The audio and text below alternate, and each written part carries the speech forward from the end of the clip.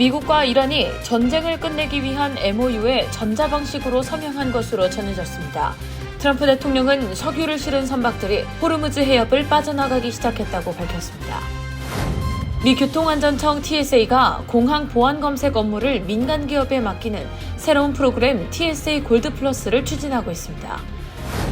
캘리포니아에서 2건의 살인 사건에 연루된 30대 한인 용의자가 8년간의 도피 끝에 라오스에서 붙잡혀 미국으로 송환됐습니다.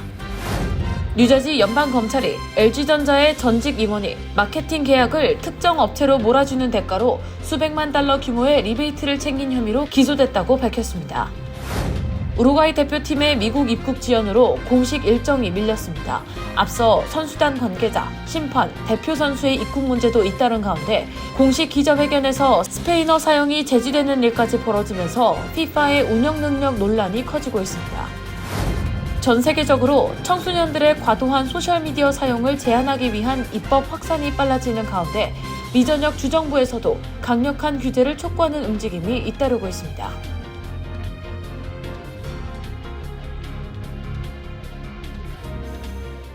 비즈니스도 이제 스마트하게 더 빠르고 더 편리해진 한미 디지털 뱅킹 한미은행 제공입니다.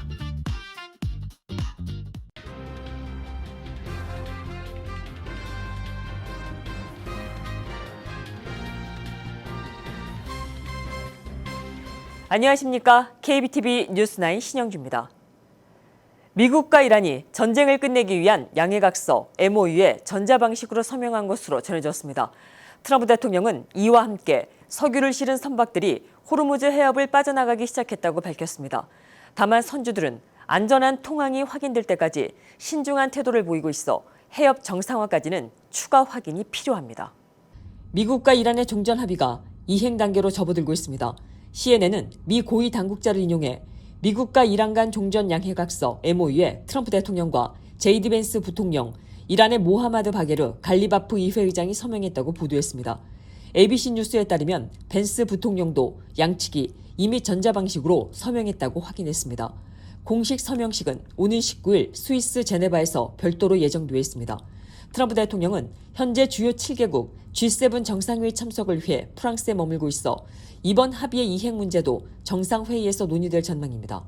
이번 MOU의 핵심은 호르무즈 해협 개방과 미국의 대이란 해상 봉쇄 해제 그리고 60일간의 후속 협상입니다. 트럼프 대통령은 오늘 자신의 소셜미디어를 통해 석유를 가득 실은 선박들이 호르무즈 해협을 빠져나가기 시작했다고 밝혔습니다. 또 선박들이 안전한 남쪽 항로를 따라 이동하고 있으며 다른 항로도 있다고 설명했습니다. 다만 실제 통항 정상화 여부는 아직 더 지켜봐야 합니다. 블룸버그 통신에 따르면 페르시아만에 발이 묶여있던 선박 600척가량의 선주들은 안전한 통항이 확인되기 전까지 본격적인 운항을 자제하고 있습니다. 월스트리트저널도 기뢰 제거와 선박 적체, 항로 안전 점검 등 실무 절차가 남아있어 해협 정상화에는 상당한 시간이 걸릴 수 있다고 전했습니다. 핵 문제도 남은 과제입니다. 이번 MOU는 전쟁 중단과 해협 재개방에 초점이 맞춰져 있으며 이란 핵 프로그램과 제재 문제는 앞으로 60일 동안 추가 협상에서 다뤄질 예정입니다. 106일 동안 이어진 전쟁을 멈추기 위한 합의가 실제 에너지 수송 정상화로 이어질지 국제사회는 호르무즈 해협의 선박 이동과 후속 협상 과정을 주목하고 있습니다. 미 교통안전청 TSA가 공항 보안 검색 업무를 민간 기업에 맡기는 새로운 프로그램 TSA 골드 플러스를 추진하고 있습니다. 공항들이 자율적으로 참여할 수 있는 민관 협력 방식인데 검색 인력은 물론 장비 운영까지 민간 업체가 맡을 수 있습니다. 정부는 늘어나는 여행 수요와 보안 위협에 대응하기 위한 조치라고 설명하지만 노조는 공항 보안의 책임성이 약해질 수 있다며 반발하고 있습니다. 미국 공항 보안 검색대 운영 방식에 변화가 예고됐습니다. 미 교통안전청 TSA가 새롭게 추진한 프로그램은 TSA 골드 플러스입니다. 공항이 원할 경우 민간 보안업체와 협력해 승객 검색과 보안 운영을 맡길 수 있도록 하는 방식입니다. TSA는 민간업체가 각 공항의 상황에 맞춰 인력과 운영 방식을 조정하되 연방 보안 기준은 그대로 적용된다고 설명하고 있습니다. TSA는 이미 SPP를 통해 일부 공항에서 민간업체 승객 검색 업무를 허용하고 있습니다. 현재 샌프란시스코 국제공항과 캔자스시티 국제공항 등 20개 공항이 이 제도에 참여하고 있습니다. 다만 이번 TSA 골드 플러스는 기존 제도보다 더 확대된 형태로 풀이됩니다. 기존 SPP에서는 검색 장비와 기술을 TSA가 제공하지만 골드 플러스에서는 민간 업체가 장비와 새로운 기술까지 직접 도입할 수 있는 구조가 포함됐기 때문입니다. TSA는 여행객 증가와 변화하는 보안 위협에 더 빠르게 대응하고 검색 처리 능력과 이용객 경험을 개선하겠다는 입장입니다. 하지만 TSA 직원들을 대표하는 연방 공무원 노조는 강하게 반발하고 있습니다. 노조 측은 공항 보안 검색이 9.11 테러 이후 연방정부가 책임져온 핵심 안전 업무라며 민간 업체가 맡을 경우 훈련의 표준화와 공적 책임성이 약해질 수 있다고 지적했습니다. 특히 보안 장비와 기술 운영까지 민간 업체가 맡게 되면 항공보안에 민감한 영역에 대한 직접 통제권이 민간으로 넘어갈 수 있다는 우려도 제기됐습니다. 현재까지 TSA는 골드 플러스에 관심을 보인 공항 순화, 실제 도입 일정은 구체적으로 밝히지 않았습니다. 이번 프로그램은 공항 대기 시간 단축과 운영 효율성을 내세운 시도지만 항공보안의 공공성과 책임성을 어디까지 민간에 맡길 수 있느냐는 논쟁으로 이어지고 있습니다. 캘리포니아에서 2건의 살인사건에 연루된 한인 용의자가 8년간의 해외 도피 끝에 라오스에서 붙잡혀 미국으로 송환됐습니다. 31살 김명진 씨는 청부살인과 총격살인 혐의를 받고 있습니다. 라오스에서 미국으로 범죄 용의자가 인도된 것은 이번이 처음입니다. 보도에 김은지 기자입니다. 캘리포니아 살인사건 2건의 핵심 용의자인 31세 한인 김명진 씨가 라오스에서 검거돼 미국으로 송환됐습니다. FBI와 산타클라라, 오렌지 카운티 검찰 등은 한국 국적자인 김 씨가 지난 5월 말 라오스 당국에 체포된 뒤 이달 9일 로스앤젤레스 국제공항을 통해 미국으로 송환됐다고 밝혔습니다. 김 씨는 애너하임 경찰서 유치장에 수감됐다가 산타클라라 카운티로 이송됐습니다. 김 씨는 크게 2사건에 연루된 혐의를 받고 있습니다. 첫 번째 사건은 2016년 6월 산호세에서 일어난 청부살인 사건입니다. 검찰은 김 씨가 특정 인물을 노리고 청부살인을 의뢰했지만 실행범들이 표적을 착각해 다른 사람을 살해한 것으로 보고 있습니다. 매복해 있던 이들이 비슷한 차량을 몰던 남성에게 총격을 가했고 피해자는 사건과 아무런 관련이 없는 인물이었습니다. 경찰은 2020년 김 씨에 대해 살인과 살인미수, 살인 공모 혐의로 체포영장을 발부했지만 김 씨를 검거하지 못했습니다. 두 번째 사건은 2018년 9월 웨스트민스터에서 발생했습니다. 김 씨는 이곳의 한 CBS 약국 주차장에서 금전 문제로 다투던 친구 크리스토퍼 김 씨를 총격으로 살해한 혐의를 받고 있습니다. 당시 김 씨는 마약 관련 혐의와 총기 불법 소지 혐의 등으로 보석 상태였습니다. 당국은 김 씨가 크리스토퍼 김 씨의 여자친구가 보는 앞에서 그에게 6발을 쏜 뒤 달아난 것으로 보고 있습니다. 당국은 지난해 12월 김 씨가 라오스에 머물고 있다는 정황을 확보했고 이후 FBI와 연방보안관실, 국토안보부, 국무부 등이 공조수사를 벌여 김 씨를 위조여행 서류를 사용한 혐의로 현지에서 체포했습니다. 이번 송환은 라오스가 미국의 범죄 용의자를 인도한 첫 사례로 기록됐습니다. 김 씨는 산호세 사건 재판을 먼저 받은 뒤 오렌지 카운티로 넘겨져 웨스트민스턴 사건 재판도 받을 예정입니다. 당국은 아무리 시간이 흐르고 멀리 도망쳐도 법의 책임을 피할 수는 없다고 강조했습니다. KBTV 뉴스 김은지입니다. 뉴저지 연방검찰이 LG전자 전직 임원이 마케팅 계약을 특정 업체에 몰아주는 대가로 수백만 달러 규모의 리베이트를 챙긴 혐의로 기소됐다고 밝혔습니다. 해당 마케팅 업체는 허위 및 과다 청구를 반복하며 회사에 상당한 피해를 입힌 것으로 드러났습니다. 김은지 기자가 보도합니다. 뉴저지주 연방검찰에 따르면 LG전자의 세일즈 총괄 책임자로 근무했던 46세 남성 브라이언 노르만과 플로리다 소재 마케팅 회사 GS라인 법인 대표인 75세 앤서니 윌리엄 로시 3세가 지난 5월 연방 대배심에 의해 기소됐습니다.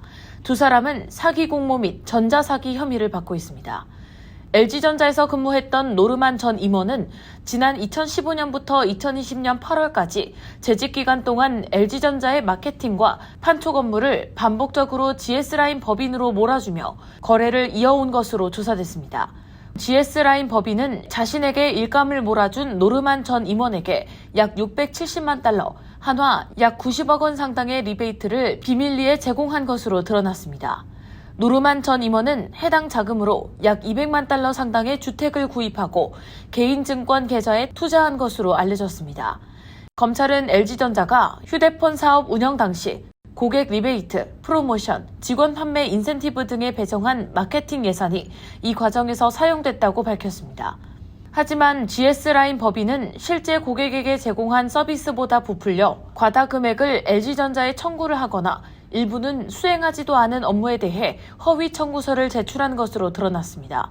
이후 GS라인 법인이 지속적으로 LG전자에 미지급 대금을 지급할 것을 압박하자 2020년 여름 LG전자 내부 감사가 실시됐고 사기 의혹이 드러났습니다.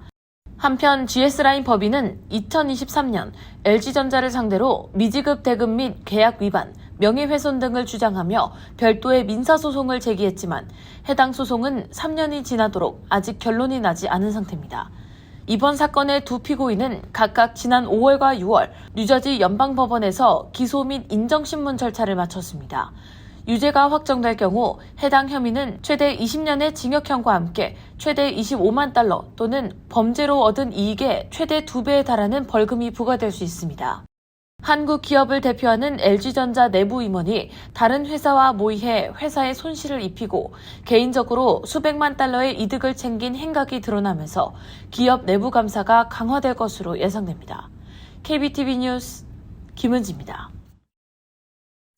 2026 북중미 월드컵이 개막 초반부터 경기장 밖 운영 논란이 휩싸였습니다. 우루과이 대표팀의 미국 입국 지연으로 공식 일정이 밀렸고 앞서 이란 선수단 관계자와 소말리아 심판, 가나 대표 선수의 입국 문제도 잇따랐습니다. 여기에 공식 기자회견에서 스페인어 사용이 제지되는 일까지 벌어지면서 피파의 운영 능력이 시험대에 올랐습니다. 2026 북중미 월드컵에서 경기 외적인 운영 잡음이 잇따르고 있습니다. 가장 최근 사례는 우루과이 대표팀의 미국 입국 지연입니다. 우루과이는 멕시코 칸쿤 베이스 캠프를 떠나 첫 경기지인 마이애미로 향하려 했지만 출발이 지연되면서 비엘사 감독의 공식 기자회견까지 미뤄졌습니다. 피파는 항공사의 운항 허가와 관련한 기술적 문제라고 설명했지만 우루과이 측은 책임이 피파에 있다고 맞섰습니다. 입국을 둘러싼 논란은 앞서도 이어졌습니다. 미국은 이란 대표팀 선수들의 입국은 허용했지만 일부 선수단 관계자와 지원 인력의 비자는 제한했습니다. BBC에 따르면 비자 승인이 거부된 이란 관계자 가운데 일부가 다시 신청서를 냈지만 이 중 4명만 입국을 승인받았습니다.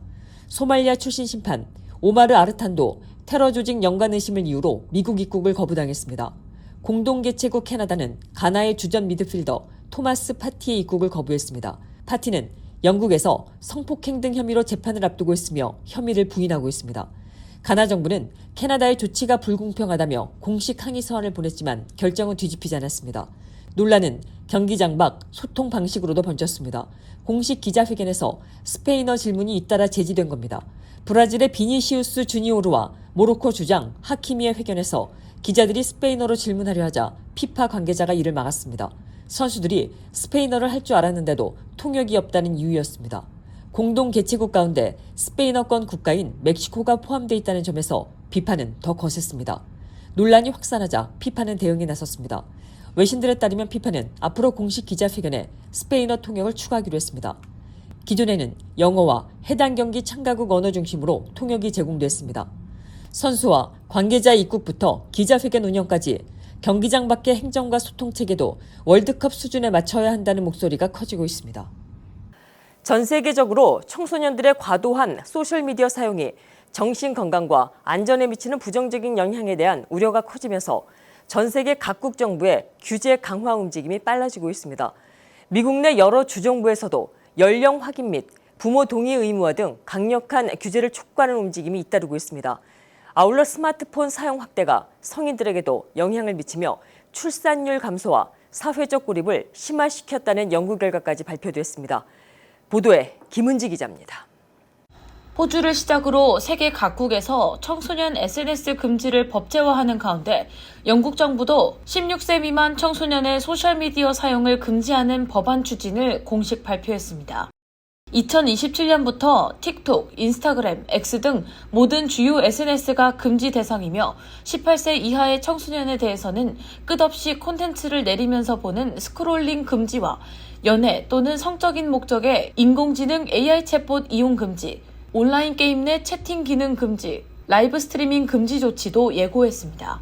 지난해 12월 세계 최초로 16세 미만 SNS 금지 제도를 도입한 호주보다 더욱 광범위한 규제책입니다.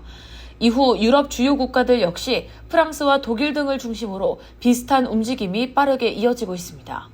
미국에서는 SNS 이용이 표현의 자유와 연결돼 있어 아직 연방 차원의 청소년 소셜미디어 규제 법안은 마련되지 않았습니다.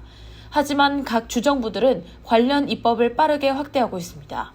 현재 최소 19개 주에서 중독성 피드 규제, 연령 인증, 이용시간 제한 등 다양한 청소년 보호 법안이 시행되거나 추진 중이며 뉴욕, 버지니아, 플로리다 등 일부 주는 알고리즘 추천 제한, 사용시간 제한, 부모 동의 의무화 등을 도입하고 있습니다. 다만 표현의 자유와 부모 권한, 기업 규제 문제를 둘러싼 헌법적 논란으로 일부 법안은 소송에 휘말리거나 효력이 중단된 상태입니다. 지난 3월에는 LA 배심원단이 메타와 유튜브가 청소년들의 중독적 이용 행동을 유발하는 제품을 설계했다며 이에 책임이 있다고 판단해 업계의 주목을 받았습니다. 일각에서는 청소년 보호 필요성 면에서 공감하면서도 헌법상 표현의 자유와 부모의 양육권, 플랫폼 기업의 권리 사이에서 균형을 찾기 위한 논의가 계속되고 있습니다.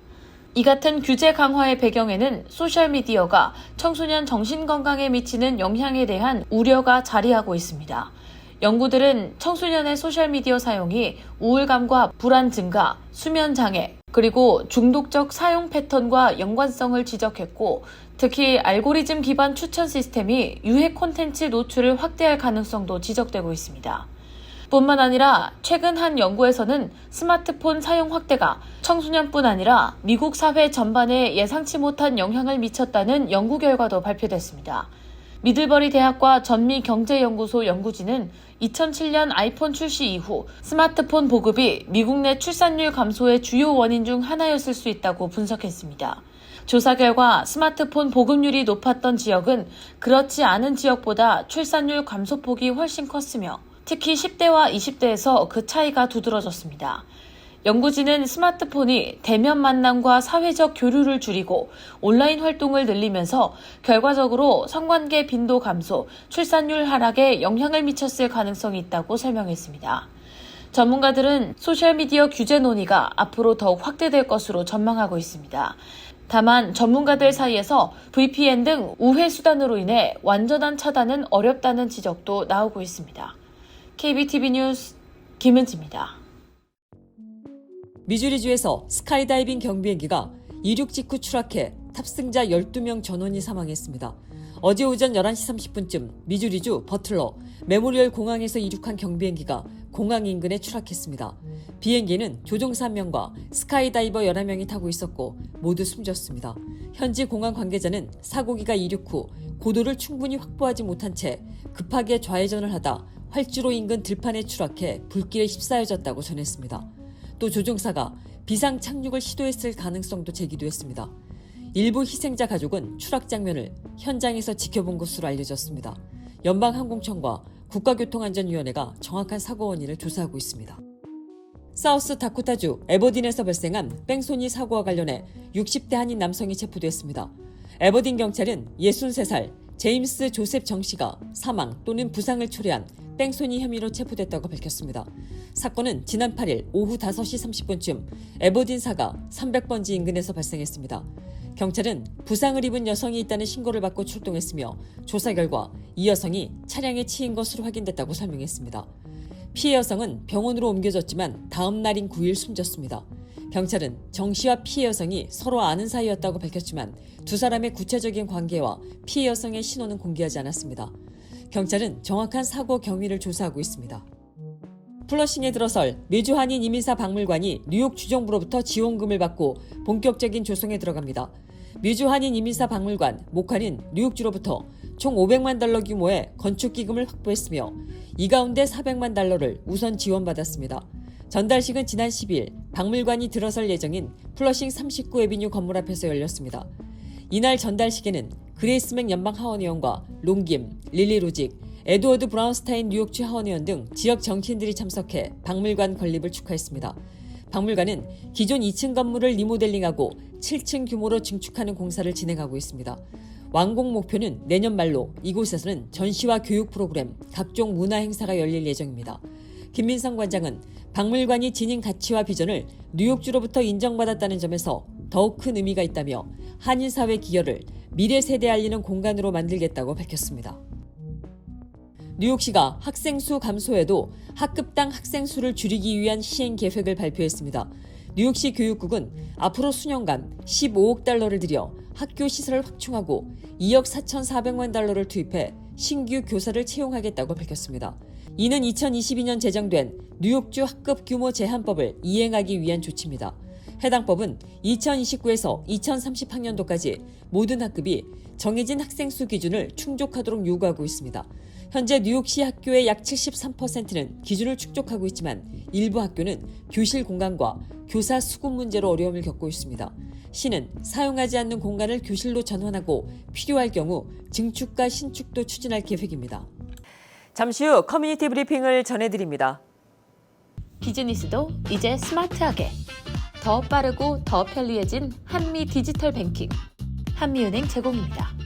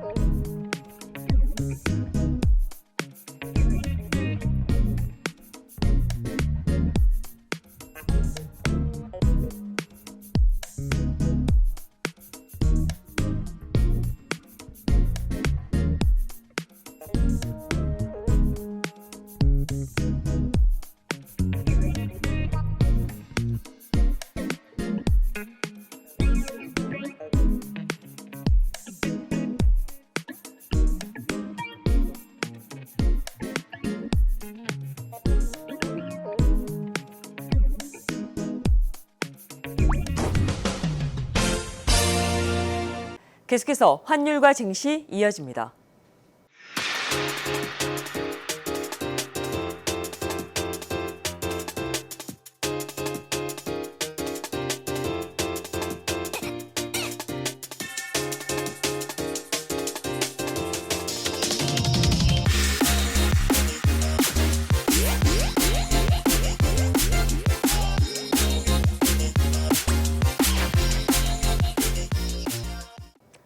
이어서 뉴욕과 뉴저지 날씨 전해드립니다.